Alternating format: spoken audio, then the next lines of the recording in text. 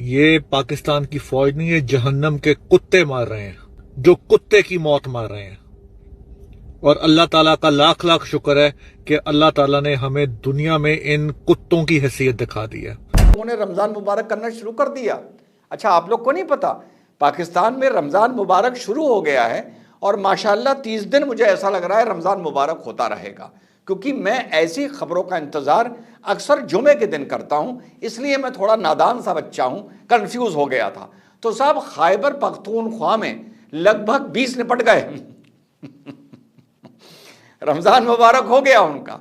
दो की ट्रेलर पाकिस्तान देख रहा है और पूरी पिक्चर अभी बाकी है। पंजाब की वजीर आला मरियम नवाज का ये बयान कि हैरफ 2 के दौरान बलूचिस्तान में 1000 से ज्यादा पाकिस्तानी फौजी यानी पाकिस्तानी सैनिक मारे गए हैं, ये एक तूफानी बयान। वो शदीद डेस्परेट है आसिम मुनीर, उसके हाथ पैर फूले में और दिहाड़ी के हिसाब से एडहॉक बेसिस के ऊपर आसिम मुनीर चल रहा है। तो ये मुझे छोड़ेंगे नहीं, इनकी जान निकली हुई है। ये अमेरिकन करते हैं, पैसा है, हथियार है, पावर है। मैं समझता हूँ यहाँ भी कुछ ना कुछ दाल में काला है।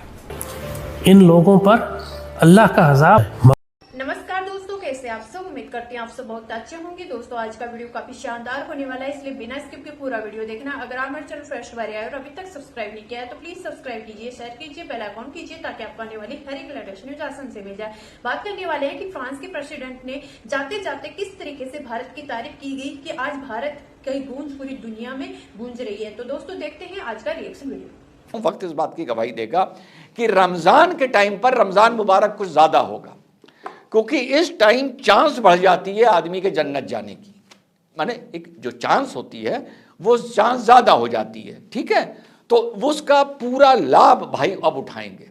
पूरे 30 दिन आप देखिएगा माशाल्लाह कि जगह जगह सब एक दूसरे को रमजान मुबारक बोल रहे होंगे और खुद भी अल्लाह को प्यारे हो रहे होंगे और ईद का इंतज़ाम नीचे नहीं ऊपर कर रहे होंगे।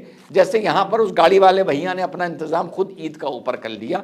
मोटरसाइकिल वाले भैया नोटी थे, वो गाड़ी पार्क करके अपनी शॉपिंग करने चले गए। तो साहब, सबको आप सबको भी रमज़ान मुबारक। और इंशाल्लाह माशाल्लाह आप देखिएगा आने वाले 30 दिन में, जहाँ तक मेरा आइडिया है, कम से कम 4-5 जुमे का तो मैं इंतज़ार करूँगा ही करूँगा, क्योंकि जुमे के दिन और डबल पावर हो जाएगा। मतलब एक तो देखिए रमज़ान, उसके बाद जुमा, तो फिर और डबल पावर हो जाएगा। तो बहुत तेजी का टिकट कटेगा ऊपर जाने का। जुड़े आतंकियों ने विस्फोटों से भरी गाड़ी को दीवार से टकरा दिया। धमाके के बाद चेक पोस्ट का इंफ्रास्ट्रक्चर गिर गया, 11 जवान मारे गए। पाकिस्तान का दावा है कि 12 हमलावर भी वहीं पर मार दिए गए। हालांकि इसकी पुष्टि भारत तक नहीं करता है। हालांकि पाकिस्तान के दावों की पुष्टि कोई नहीं कर सकता है, क्योंकि पाकिस्तान दुनिया का नंबर 1 आतंक परस्त देश तो है ही, इसके साथ ही साथ दुनिया का सबसे झूठा देश भी है।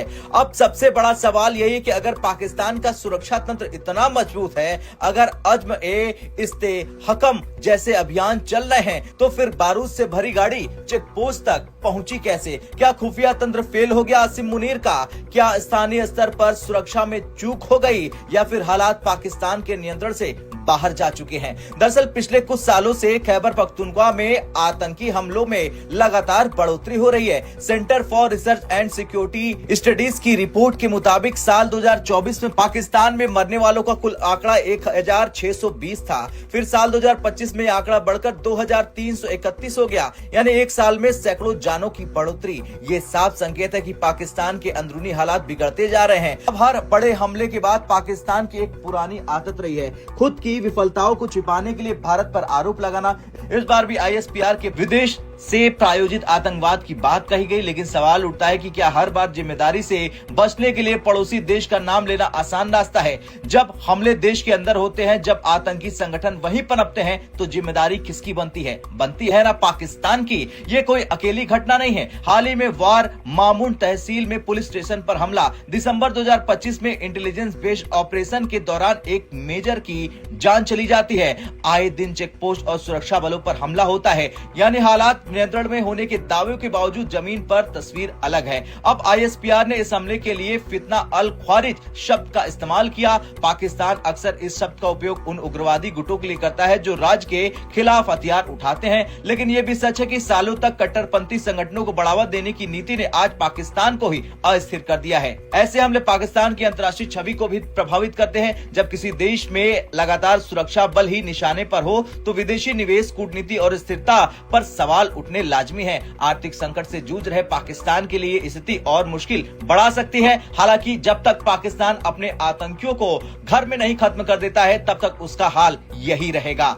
खैर, बारूद से भरी गाड़ी चेक पोस्ट से टकराती है, 11 पाकिस्तानी जवान मारे जाते हैं और फिर बयान में विदेश का नाम जोड़ दिया जाता है। ये सिलसिला कब तक चलेगा आसिम मुनीर, ये बहुत बड़ा सवाल है। लेकिन जो गड्ढा आसिम मुनीर ने दूसरों के लिए खोदा है, एक दिन उसी में वो गिरेंगे और ये तय है। आज पाकिस्तान उसी हकीकत का सामना भी कर रहा है। यानी आहिस्ता जैसे जैसे दिन गुजर रहे हैं ये बात वाजे होती चली जा रही है कि बलूचिस्तान में पाकिस्तानी फौज को शदीद नुकसान पहुंचाया है। एक ऐसी तंजीम ने जिसको बैन किया हुआ है, जिसको कालादम करार दिया जाता है, जिसको दहशतगर्द करार दिया जाता है, उस तंजीम ने, BLA ने जो है वो पाकिस्तानी फौज को बहुत नुकसान पहुंचाया है। आखिरी खबरें आने तक कई शहरों में अभी भी कर्फ्यू है, खासतौर पर नोशकी में जो है वो कई दिनों से कर्फ्यू लगा हुआ है, जिसकी वजह से वहां पे जो नॉर्मल हालात जिंदगी है वो बिल्कुल ही मतलब है कि गड़बड़ हो गए।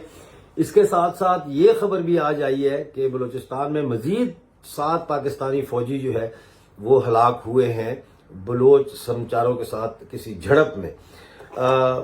ये खबरें तो हमें आ रही हैं जिससे एक बात तो बिल्कुल क्लियर हो जाती है कि बलूचिस्तान में पाकिस्तान की रियासत की रिट इस वक्त जो है वो बिल्कुल एक टूटे हुए लटकते हुए दांत की तरह कमजोर है। कई जगहों पर उनका कंट्रोल नहीं है। एक खबर यह भी आई थी कि 1,02,500 मुरब्बा मील के ऊपर इस वक्त BLA का कब्जा हो चुका है, जो कि 30% बनता है पूरे बलूचिस्तान की जमीन का। 30% इलाका ऐसा है जिसके बारे में यह कहा जाता है, यह दावा किया जाता है कि वो इस वक्त पाकिस्तान की तरफ से जो दहशतगर्द करार दी गई है तंजीम BLA, उसके कब्जे में है। ये सारी चीजें जो अब आ रही हैं बाहर, उसमें जाहिर है कि भारतीय मीडिया ने तो मरियम नवाज साहिबा के बयान को बड़ा संजीदगी से लिया है और हर चैनल पर तकरीबन उनके बयान के हवाले से प्रोग्राम्स हो रहे हैं। करंट अफेयर के जो न्यूज के प्रोग्राम होते हैं उनमें इसका जिक्र हो रहा है, लेकिन पाकिस्तान का मीडिया इस पर खामोश है। ना सिर्फ पाकिस्तान का मीडिया खामोश है बल्कि पाकिस्तानी फौज भी एग्जैक्ट फिगर्स देने नहीं दे रही कि उनके कितने फौजी मारे गए। और जिस तरह BLA एक जो उनका शहीद हुआ है समाचार, उसका फोटो दिखा रहे हैं, उसकी पूरी तफसील दे रहे हैं कि उसका नाम क्या है, वो BLA में उसका क्या रैंक था, वो कहां से ताल्लुक रखता है, उसने कब BLA ज्वाइन की, ये सारी तफसील वो अपने जो उनके शहीद हुए हैं हैरोफ 2 में उनकी वो तफसीलात जारी कर रहे हैं। इस तरह से पाकिस्तान आर्मी जो है वो कोई तफसील नहीं दे रही। अब कहना सुनने में ये आ रहा है कि कल यानी 18 जो फरवरी है उससे इस्लामाबाद में धरना दिया जाएगा और यह धरना जो है ये उन 7 फौजियों के घर वाले देंगे जो इस वक्त BLA की कैद में है, और वो हुकूमत से अपील करेंगे कि इनको छुड़ाने के लिए जो है फौरी तौर पर BLA के साथ बातचीत की जाए या कोई तरीकाकार अपनाया जाए जिससे उनके ये घर के जो कफील हैं, जो घर में कमाते हैं और जिनके कमाई से घर का खर्चा चलता है, सिपाही रैंक के, लांस नायक रैंक के, इनको छुड़ाने के लिए जो है वो ठोस इकदामात किए जाएं। मेरा सवाल ये है कि पहली बात तो ये कि पाकिस्तान आर्मी असल एदादो शुमार छुपाकर क्या साबित करना चाहती है। मेरा दूसरा सवाल ये है कि BLA ने जो एदादो शुमार जारी किए थे वो पहले 250 फिर 360 पाकिस्तान को यह भी याद होगा कि कुछ फौजियों को बंधक बना के बलूच के लड़ाके ले गए हैं। तो अब ये खबर सामने आ रही है कि लगभग 17-18 फौजियों को बंधक बना के ले गए थे। 10 को बलूचिस्तान की BLA की कोर्ट ने उनको समझने के बाद, उनका केस देखने के बाद 10 को छोड़ा है। बलूच फाइटर्स ने नहीं छोड़ा है। बलूचिस्तान में BLA की जो कोर्ट चल रही है उन्होंने 10 को छोड़ा है और 7-8 को बंधक बना के रख रखा है, कंधे झुके हुए हैं, घुटनों पर हैं, रो रहे हैं। सुनिए क्या कह रहे हैं। मुस्तमरे से वल्द मोहम्मद कुरैश, मैं KPK ज़िले स्वाबी का रहने वाला हूँ। मैं अक्टूबर 2022 में भर्ती हुआ हूँ। अभी मेरा रैंक 9 के, मैं कराची छुट्टी जा रहा था। रास्ते में BLA वालों ने हमें पकड़ लिया और अभी हम उनके पास ही है। तो अभी मैं पाकिस्तान आर्मी से गुजारिश करता हूँ कि इनकी जो डिमांड है वो अच्छी तरीके से पूरा किया जाए ताकि ये लोग हमें रिहा कर दें। जी हाँ साथियों, सुनिए क्या कह रहे हैं। और अब BLA कह रहा है कि इन 7 को छोड़ने के लिए हमारे साथ स्वैपिंग करो, जो तुम हमारे बंदे पकड़ के ले गए हो उनको छोड़ो, तब हम इनको छोड़ेंगे। तो ये हैं हालात इस मुल्क के, जो उन्होंने बंधक बनाया है, जो बनाया है। ये चीज कहीं और भी देखने को मिल सकती है या दुनिया में कहीं मिली होगी। कोई संगठन हो, उन्होंने फौज के कुछ लोगों को बंधक बना लिया। LTT के भी टाइम पर देखने को मिली थी। हाँ, हमारे कश्मीर में देखने को नहीं मिली थी, आज तक नहीं मिली है, आज तक। तो कहीं और मिली थी। तो ये तो एक अलग पहलू हो गया इस मुल्क के टुकड़े होने का, इसे खंड खंड होने का। लेकिन हार के बाद जो इस मुल्क की हरकतें हैं, ये नस्ल नॉर्मल नहीं है। बस इतना ही कह सकता हूं।